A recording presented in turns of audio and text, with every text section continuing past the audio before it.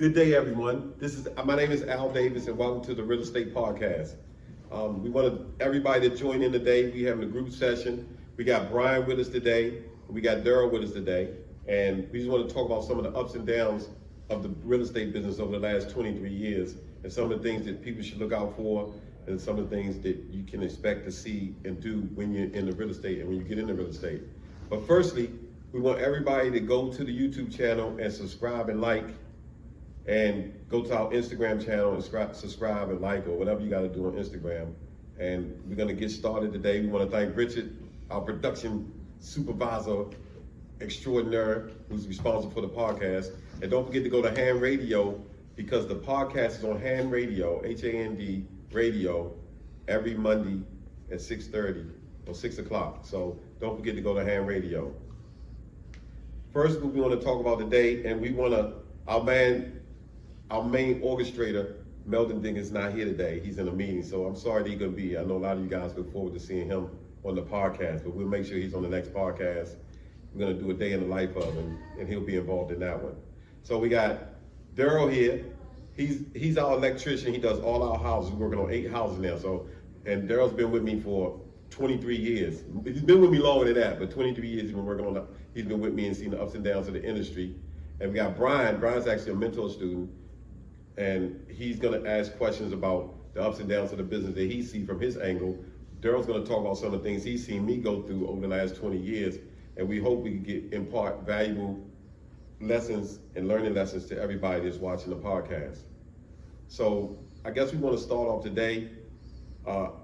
Darryl, you've been around me your whole life basically, so I know I had a lot of ups and downs over the years in real estate. What are some of the things you've seen that if somebody was trying to get into real estate, that you see me go through and all the stresses I go through, that you think they need to know, that you see me go through and you don't want to see nobody else go through? Well, for one, honestly, I just think, when you get into this business, just know that it's cookie cutter set way to do anything. Every day is different. Every house is different.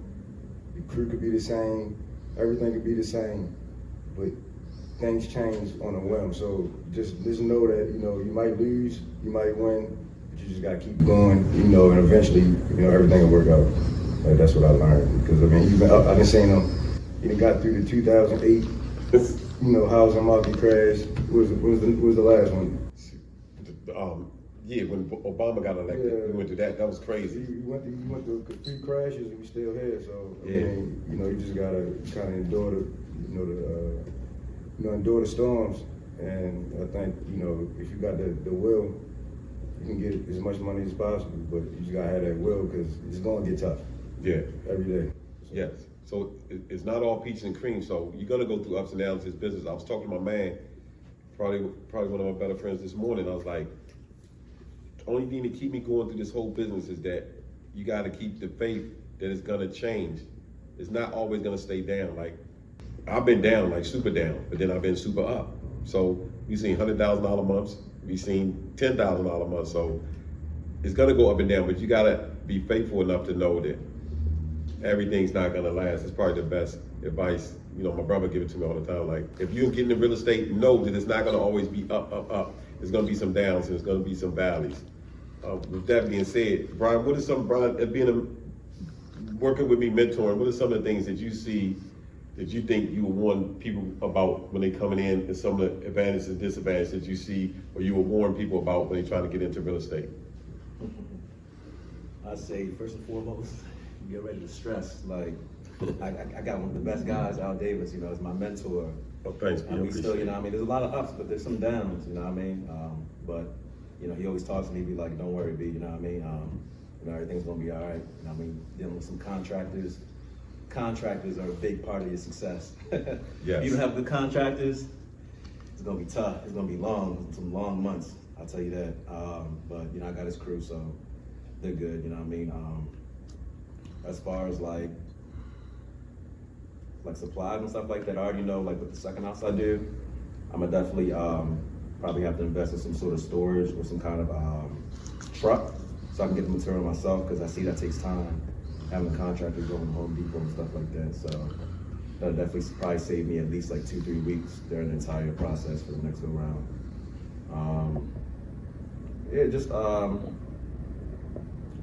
You gotta choose guys that are solid on your squad too, because I made a mistake. I went with like a contractor that's a little cheaper.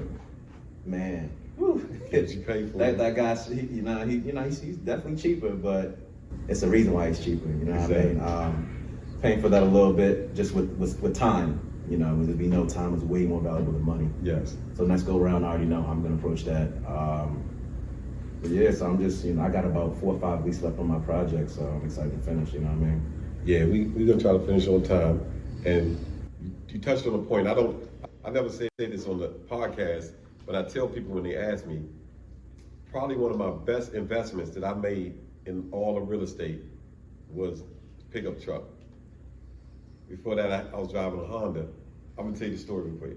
I was driving a Honda, remember me, Honda? So I was driving a Honda, and I was paying people to go to Home Depot.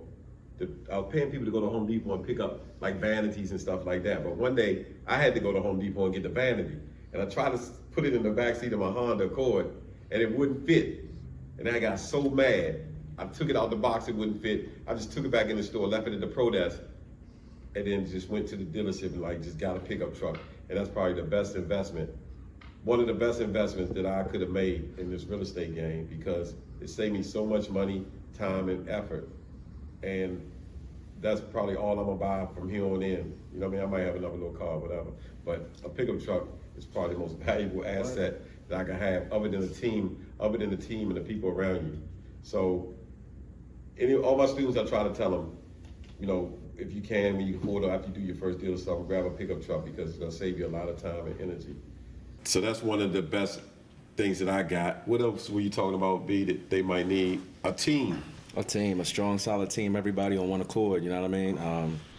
Because, like with a lot of the interior stuff, so not really the superficial, so the stuff you do in the beginning, you got to make sure that your HVAC guy, electrician, and your plumber are all on the same accord, because if they're not, one guy could snap another guy's wire, that delay you a week right there, so it's a lot that can go on, so you got to make sure, like, everybody's a true team.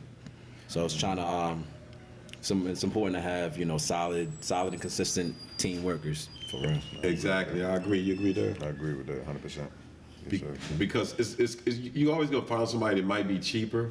Like, I'm just gonna throw a number out. Say if I come out and say, like, I have a strong team, like everybody work together and everything, but say if my HVAC guy is $12,500, and he be like, Dad, I can save $3,000 because this guy here is $9,500, but yet he's putting ductwork where it shouldn't be. He running the ductwork in the middle of the floor.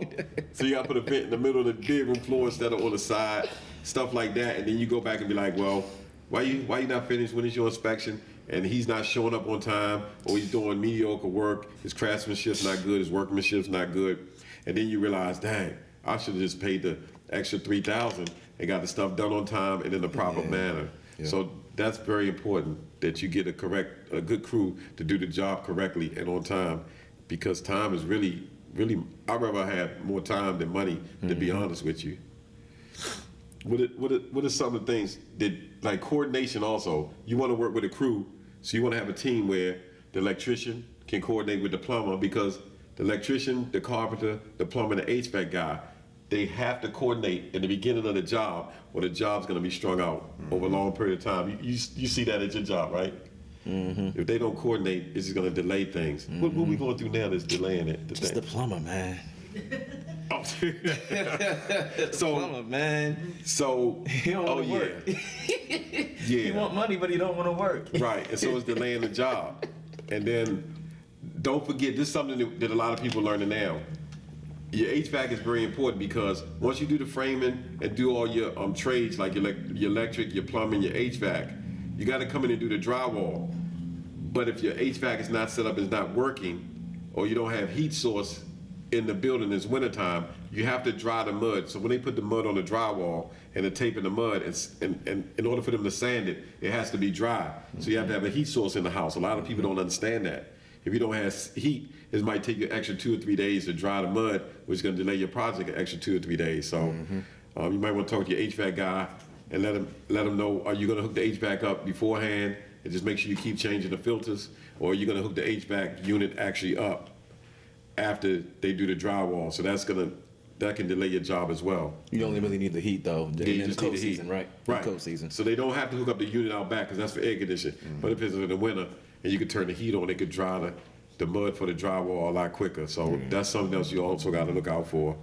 I think the only other way that you could do that I've seen done without, the unit being put in is the big torches.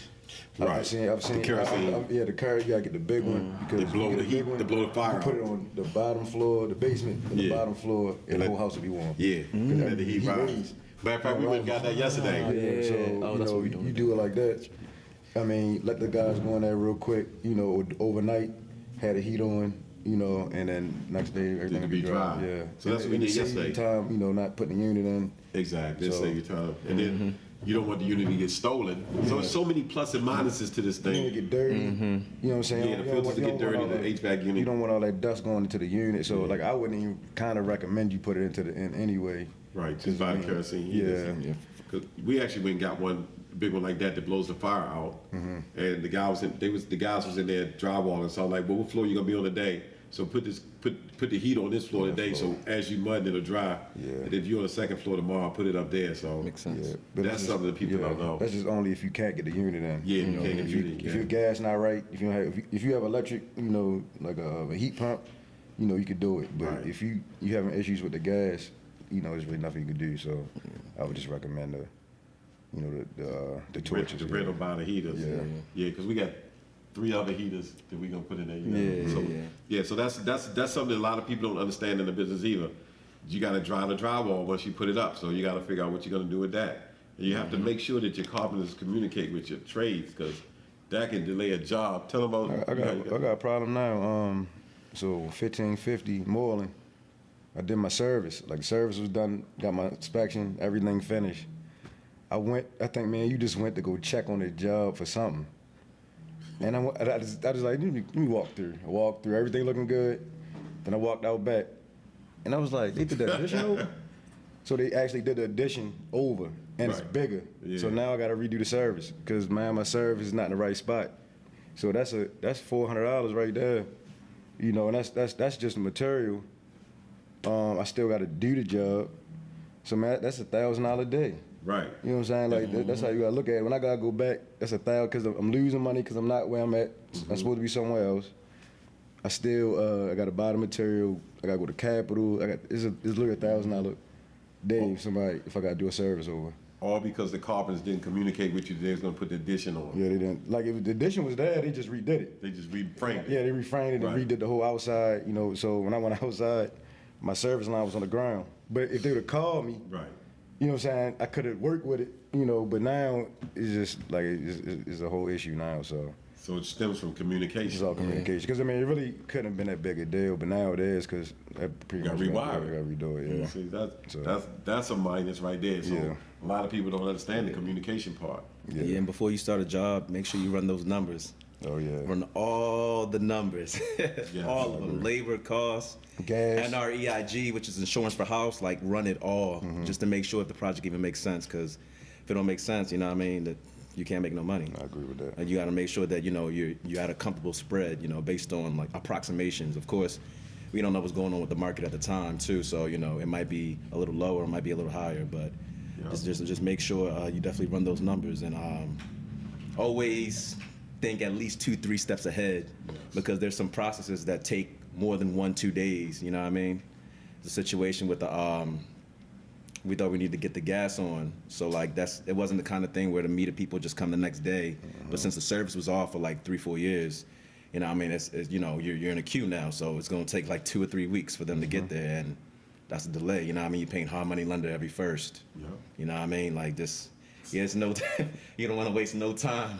Yeah, that could be a big delay. You actually hit the nail on the head. Yeah. That could be a big delay. Cause tell them about if BG&E got to coordinate with the city. Yeah, no, I mean, it could be months sometimes. It could literally be a month and a half, so, like, I deal with BG&E every day.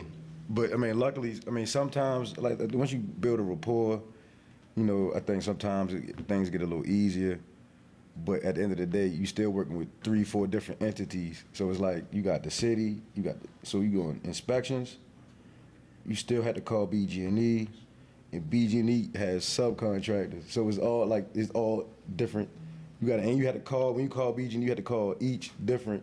Call one, they okay it, they patch you to the next person, and then you gotta, it's not just a simple process. So the BG&E is very, I mean, we did a house on St. Anne's. It took like 3 months for the gas to come. Damn. In 3 months. He couldn't sell the house because it was nothing we could do. It's not the city could do. We just had to wait. It took like 3 months. Yeah. So That's true. I mean, sometimes it's always gonna be some unforeseen, circumstances. But I mean, we try to limit them, but things happen, man. And then BG&E is something is out of our control. Yeah, it's out of There's control. nothing we can do with that. Once you got a BG&E issue and a city and a BG&E issue, you can delay a project 30, 60 days. Yeah, It's easy. yeah. Borough, what we do? Borough, how long that delayed? Borough took. It was about a month. I still ain't get my money from that job. I'm mad about that. But We're gonna have to cut that. But it take an extra month. So it's just stuff. We just trying to inform you guys. Anybody thinking about getting real estate, that's what this show is about. To help people that's getting in real estate to make less mistakes than what we've made over the last 23 years and what to look out for. Because if we've experienced it, and it's negative, we don't want you to have negative experience if you can avoid it. So those are some of the things that, we think will benefit you to know going into real estate. Also, raising the money, you got to realize how much your payment's going to be every month, because every month you had a house, you're going to have to make another payment, which is going to decrease your net profit on the deal. So if you keep a house for 5 months and your payments is $2,000, well, that's $10,000. So you think you're making 40 at the end of when you get a check for 40, it's really 30. it's really, it's a lot less. So Because you was paying it off before you even got the money up front. exactly. Yeah. And most hard money loans are interest only, so you never touch the principal. So if you borrow $100,000, you're gonna pay $100,000 back at the end of the day. So you're still gonna pay the $100 back, but you made those payments, those $2,000 payments every month. So that's something you gotta be cognizant of. What else you got? What other questions you think that we should address that people should look out for, or that you think you should warn people about when they get into real estate? What you seen over the years? Well, I think writing contracts is probably, I think just not homeboy handshakes and trusting people is the worst thing you can do. I don't care who it is, to be honest with you, because I've seen people get screwed over by their family members, literally, literal family. So when it comes to this the thing though. A lot of people say what they will do and what they won't do, but if you got $100,000 in your face, you know what I'm saying? Everything changes. Relationships change, everything change. Yeah. So you got a partner and y'all did a handshake, or we gonna split this 3 ways, and they both looking at each other they two dudes cool. You on the outside, but you help them get the deal. Right. You know what I'm saying? But they looking at it man, it's 50-50. Right. You know what I'm saying? Let's tell them, man, look, we ain't make no money on the job. Man, we ain't sell the house. Yeah. And I seen it happen to him 15 times. Yeah. I've seen easy. it happen. Yeah, easy. Way more than that. So Yeah. I've been there in the room. Yeah. I've seen them working with the guys, helping them out. They can't even get the house. He helped them get the house. They helped them get the loan, and they screw them over. I seen it. Yeah. With my own eyes. So they kind of made me worry about just trusting people. And with money, just make sure you do everything the right way. That's why I try to make sure I do everything the right way. You know what I'm saying? When I take somebody's money, I make sure I do top of the line work every time, every day. I'm getting on the job site because all that matters, and your word is everything. Yes. Your reputation is the whole thing. Once your reputation got one chink in it, that chink will be there forever. Yeah. That's the only way that we feel we've been able to stay in business for this amount of time, is just trying to do the right thing, keep our word. There might be a deal every now and then we might not be able to close. Like the other day, I couldn't close on a deal because we couldn't get it sold wholesale, but I still gotta lose a deposit, give a deposit to the seller, so we still lost. But Darryl said the good thing is it's about trust. In this industry, I've seen so much betrayal to me from people that I love, that I cared about, family members, everything. So it just made me not want to put a whole lot of people around me, because you can't trust. And I tell this story. This is a story I tell everybody. This is how thin the line is between being ethical and unethical, right? Say if somebody's selling a house. I bought the house for $50,000. I put $50,000 of work in it, so I'm in it for $100,000, right, B? I'm selling it tomorrow morning for $200,000. So I'll make $100,000, right? Yeah. So the people that's buying the house supposed to do a walkthrough the night before closing or the morning of closing. But you selling the house, you go to the house the morning, you're supposed to close at 12 o'clock that morning, you go to the house, it's raining, you see a water stain in the ceiling on the second floor. What that usually mean? It's a leak in the ceiling. It's a leak. It's a leak in the roof, right? Yeah. So you go there, you see the water stain, you go get some paint over the water stain, right? Hey, yo. And you go to close it. You go get $100,000. The people that's buying the house did not have time to do the walkthrough that morning, so they ask you, yeah, we can ready to close, but we didn't have a chance to go to the house and look at it. Do you see anything different, or did anything go wrong with the house? Is everything still the same? Now, how many people would say, yeah, everything's still the same, and how many, if you say it's a leak in the roof, they not buying the house, the deal not going through. So you know they're not gonna buy the house if you tell them it's a leak in the roof. You're gonna lose $100,000. I know you count that money beforehand.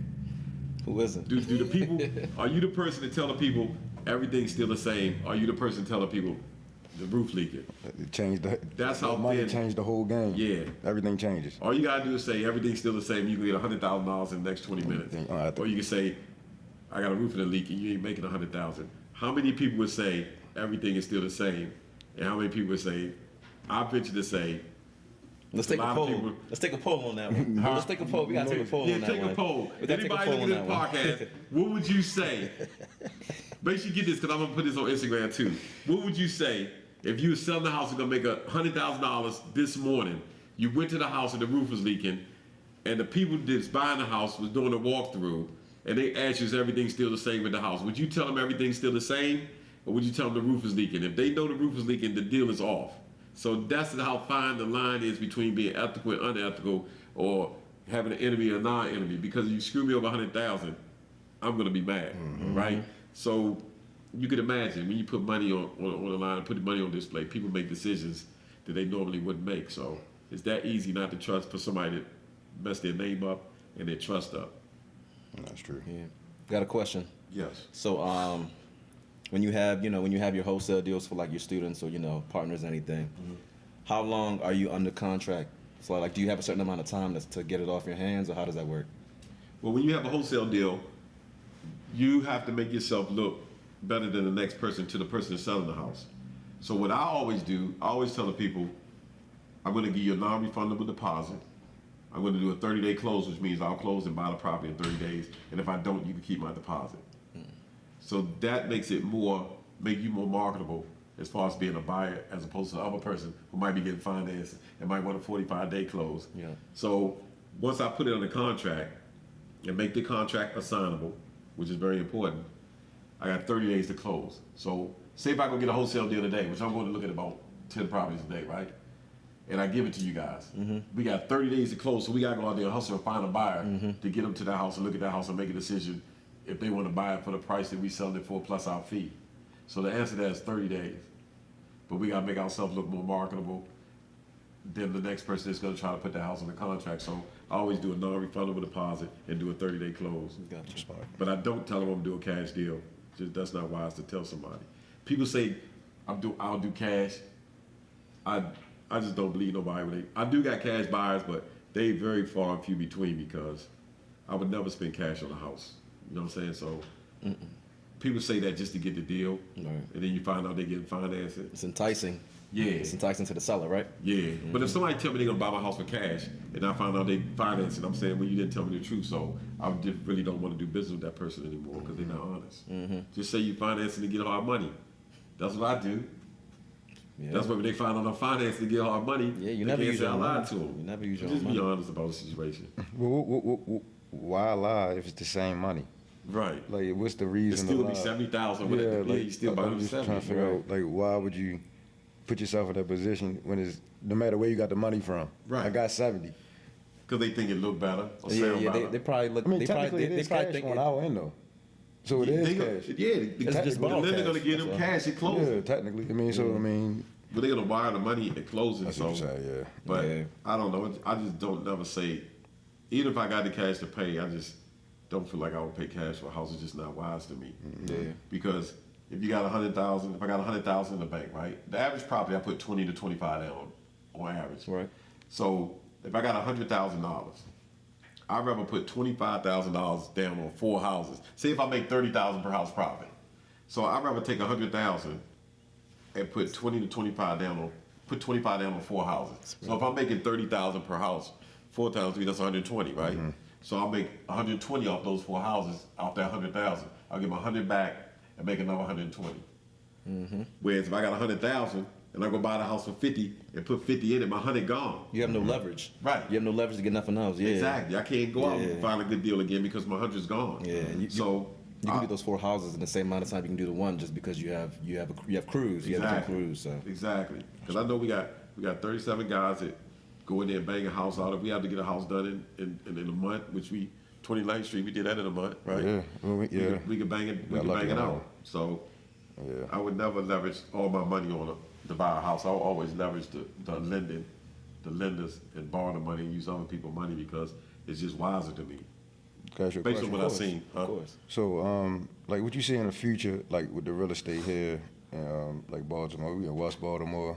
Yeah. Like, what do you see, like, in the next 5 years? How you see the market looking? It's some redevelopment areas. Like right here where we get 11 houses on this street, right? So it's gonna be some opportunities for redevelopment. Like me personally, I've been in the game too long. There's other things that I want to do, but if you just now get in the game, it's gonna be some redevelopment opportunities. So if you can identify where the redevelopment is gonna go, you're gonna have an opportunity to make some more money. That's what we was talking about earlier, right, B? Yep. So you can have an opportunity to make some money. Like just on this strip right here, nothing really sold over 50,000 like the last 2 years. But now there's redevelopment coming, and the state and the city is giving out money. People are paying $50,000 To buy for a it. shell with no roof on it. Yeah. So, and then when they fix those $50,000 houses up, shells, and they're gonna sell it, they're gonna put them on the market for 150, 200,000. So we going from 50,000 high sale to 200,000 high sale in a year and a half. So then once those prices get established, and you could do a little better work than what they did, you talking about 200, 250,000 in 2 years. But you could, if you buy them now, you could get them for 50 to 60,000. So, because it's a redevelopment area, and people from the outside the city are seeing these redevelopment areas, they're gonna start putting money and start all these vacancies on this block, and the next block, and the next block, gonna start getting fixed up. As you can see, like the houses in Belgium we put signs on front of them. So there's 11 houses people doing. So people gonna start seeing us doing the work, and then they gonna start buying. So that's how the numbers go up like that. So I see it going up in the developing areas, the already established areas. I don't see much happening with that. The rental game is not for me anymore, even though it's a good game to get income and got me where I am. But the flipping game, maybe in 5 years, the numbers probably go up slightly once we come back out of this. Price is gonna go down now, cause like Interest Bel Air, rate, yeah. I put that on the market for 180, 177, 180. Now I gotta sell it for 150. So basically I lost 30 on that. Orleans, where we start Orleans at 220. Now we get 170. So now we selling for 170. So you talk about on 2 houses, that's 50,000, 30,000. We lost $80,000 on just 2 houses. And we started those houses when the bubble was booming too. Yeah, Like when everything was booming. Pelham, I got for 40,000, sold it for 180. I was loving life then. You know what I'm saying? So the market just crashed, and now we losing money. It's just So the timing. It's all about the timing. Yeah. So you figure just these 2 houses right now we got on the market, we losing $80,000, man. It's just crazy. So But I think too, also, like, just going in a whole bunch of houses. I go in a lot of houses. I just think you gotta go a little above and beyond that. Like, we can't just do the bare minimum in the house no more. Like, we can't just, like, we have to go above and beyond. You gotta We have to give do a little extra. flair to it, right? Just You make wanna it sell- stand 'cause out. The game's so flooded. right. You know what I'm saying? Yeah, set Like apart, just set right something here, apart. like we working on a house here. Is a dude working directly across the street. One dude got a whole half a block on Dukeland. You know what I'm saying? Like so, like it's so much work being done. Like what separate you? Right. So you have to separate yourself. I mean, you have to do something to separate the house. When people walk in, they like, I need this house. Right. That's how you gotta make people feel. Right. Damn, like I need this. Because that's what we did the other day. You know, I was talking. I was like, you know what? We got to set ourselves apart of this house. So I say, let's change the plans. We're gonna do a tray ceiling. Remember? Oh, yeah, We yeah. did tray ceiling. Yeah. You showed me something where you put the lights on the steps or something. Oh yeah, step Oh, by that's step. hard. Yeah. And then we're gonna do recess lights all throughout, but the square recess lights instead of the round one that everybody's seeing. Yeah. Bel Air Road, we got the waterfalls for the faucets in the Faucets. sink, and then we got the other faucets for the sink. We just raise your hand in front of it in the corner. So just something just a little different. People like, oh, I don't have that in my house currently. I mean, just even like metal stair, like the step, like the rails, the metal Yeah. rails. Like a people pillar. love that. Yeah. People love the wood with the metal rails. Yeah, Like they go exactly. crazy for that. Whole time it's simple. Yeah, something. But it's different. Let me show you the pictures of the pillar. Yeah, but it's So- different. So Yeah, so set yourself apart from the next house. And Yvette's gonna come on here after this set, so she's gonna tell you guys more from an agent perspective. I'm not an agent, we're not agents, so I can't really speak from an agent's perspective, but she could probably talk to you from the agent's perspective, and from the bank agent's perspective. She been a REO agent. I don't know if you guys know about them, but that's basically all I mess with is like REO agents. So she gonna talk about that. So how to set yourself apart, your house apart from other houses. And then we're gonna talk about a little bit of other stuff after we take a break about how you could better yourself in real estate, the things to look out for, the things you can anticipate on seeing and having done, and just to better your chances on making money in real estate. We're gonna talk about on the next session. So Bryan, going through the mentor program, Yeah.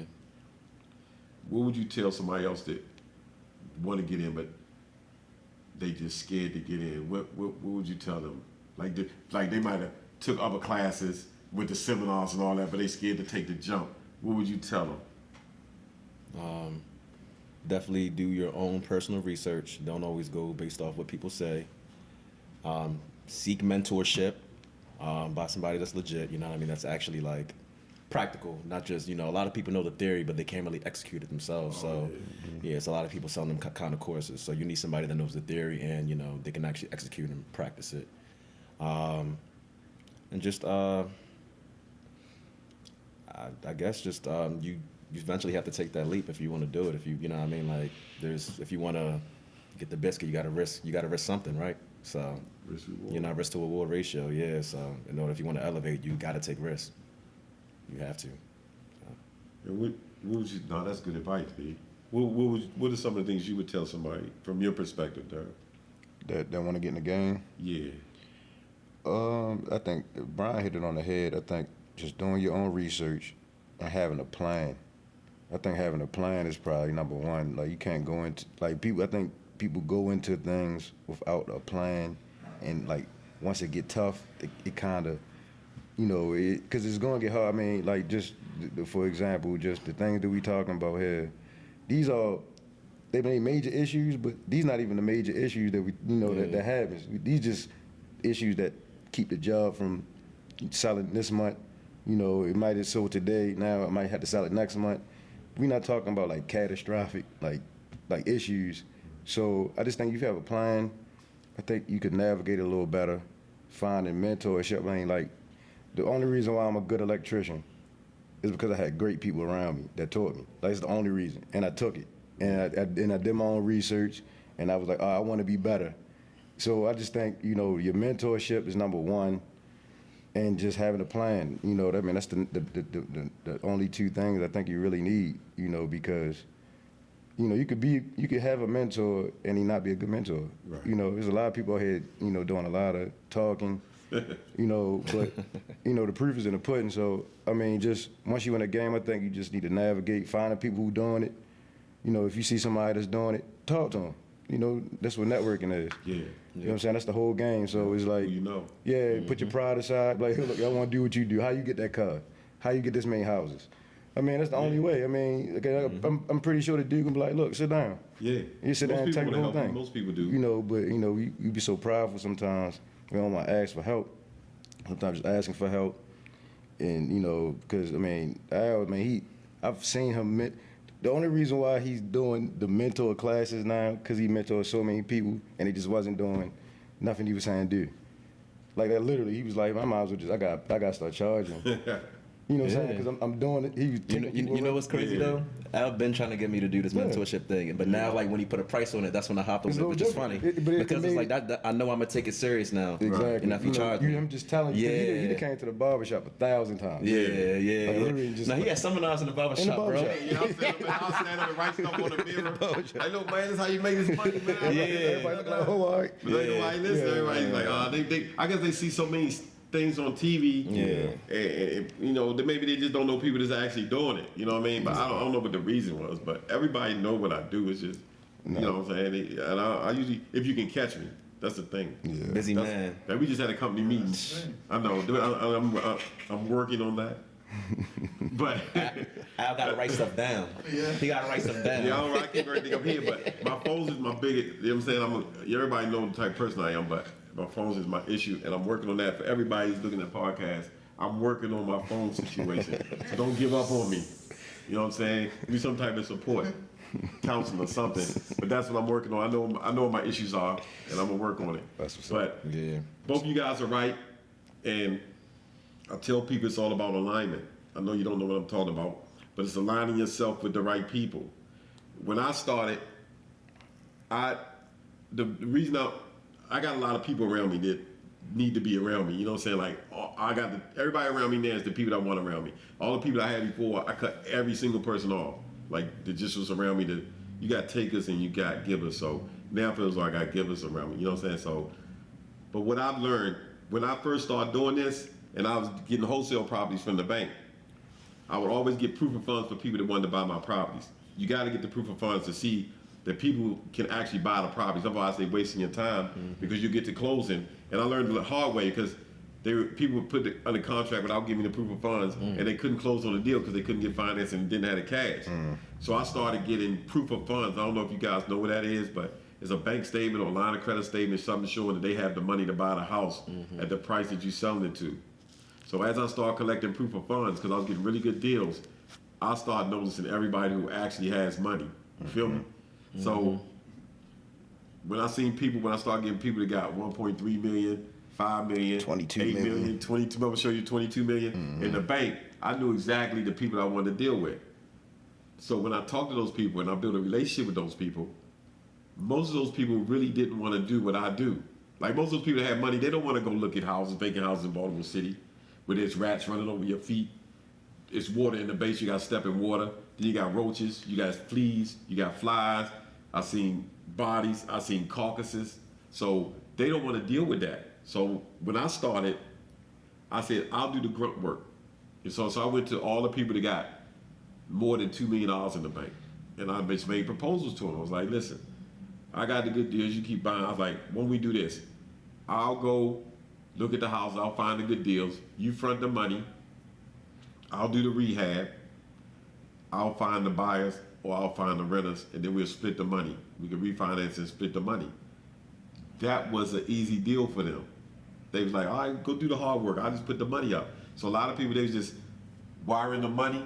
Like say if I say, I'll go look at the house, like, all right, we get it for 50, you need $50,000 worth of work. The insurance, the taxes, and all this. So when I close on a house, they'll just wire $100,000 to the title company, and then $50,000 will come out to buy the house. The other 50 we'll put in a bank account, do the rehab off that. We partners now, so we rent the house, we split the income every month. So that's a relationship I had. So I started doing that and partnering with people to start off. Because if you don't have all the money to buy the houses and stuff, then you got to look for another type of resource to get the money.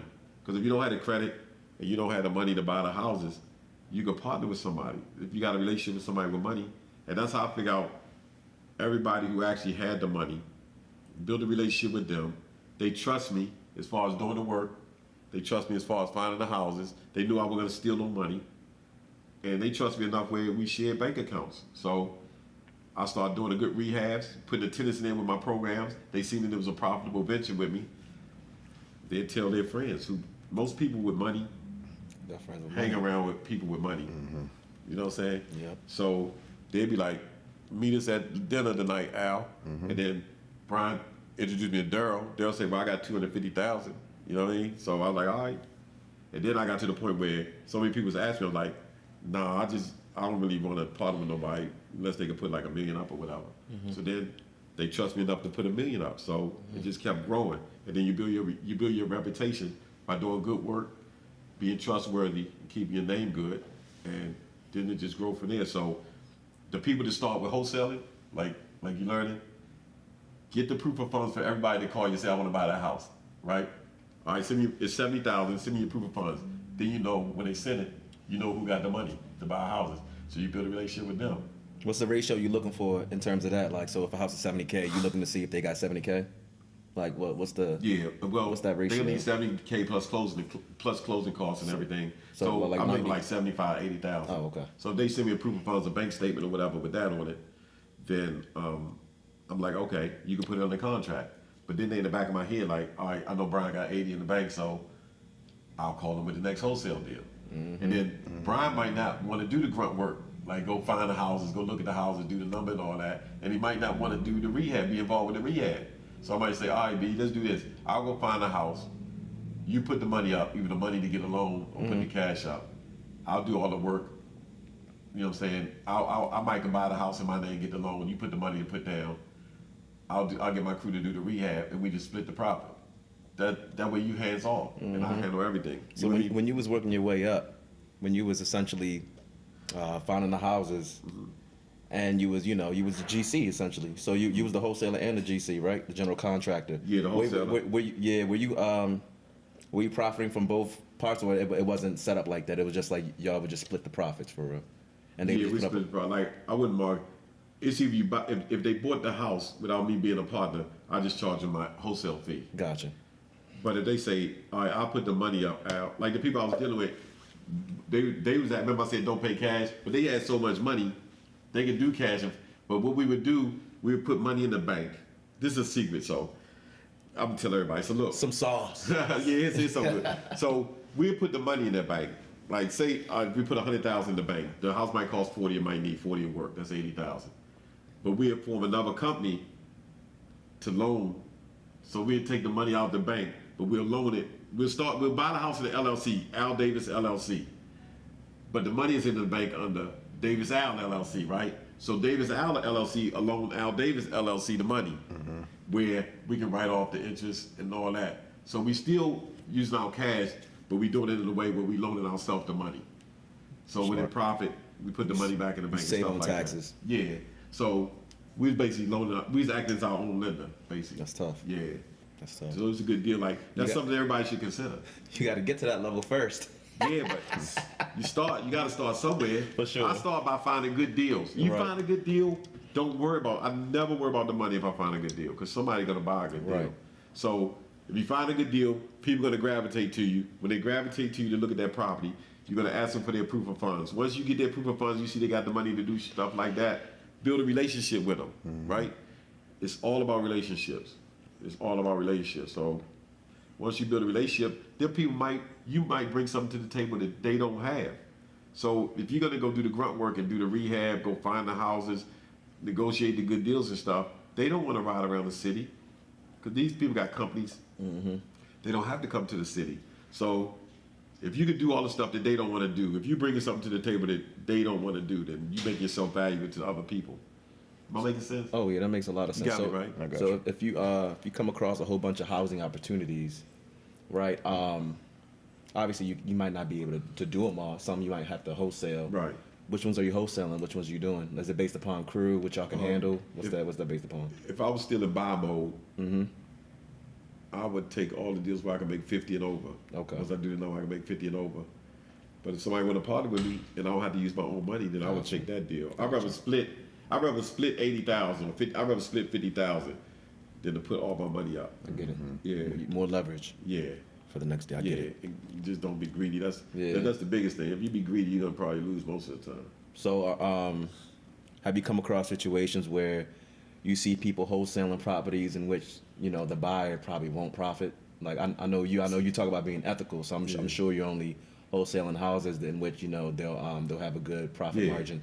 Because I can't take any more chances on putting the house under contract where if I have to keep it, I'll lose money. So I don't even market any properties where I don't see the margins where people that I sell it to won't make the money.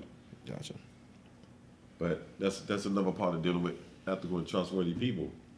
You just gotta keep the right people around you and build the right relationships. Like, I could probably name about 10 people right now off the top of my head that I'm like, I'm not doing no business with him or her, whatever. You know what I mean? Yeah. It's just like that. I mean, I wish, without getting sued, I wish I could just name all them people right there. I'd name them right off. Defamation of character, sir. Yeah. So I'd keep quiet. But if somebody asked me, like somebody came to me the other day and was like, "Oh, I'm doing business with this guy. I'm working for him." I asked him, "Did he know you?" He said, "Yeah, I know him very well." I'm like, "Well, what's his name?" He told me his name. I was like, "Oh yeah, I know him. Ask how much money he screwed me out of." You know what I'm saying? So, and I can't do business with you because you're doing business with him. So, I just keep it like that. But it's all about surrounding yourself with the right people or alignment. That's what I tell everybody. So, That's true. and if you don't, you're gonna take huge losses, and people get hurt nowadays on even over $25, $50. So you talking about somebody got me for $37,000, somebody got me for $18,000, somebody got me for $7,000.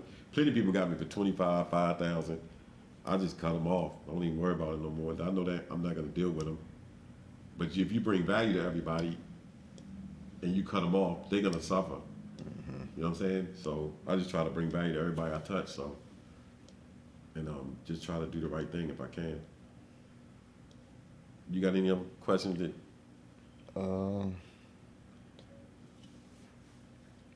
Like, what do you, like, you know, we talking about you getting, you know, screwed over, like, how do you, like, prevent it? It's almost like, it's hard to prevent it because people can put on one face.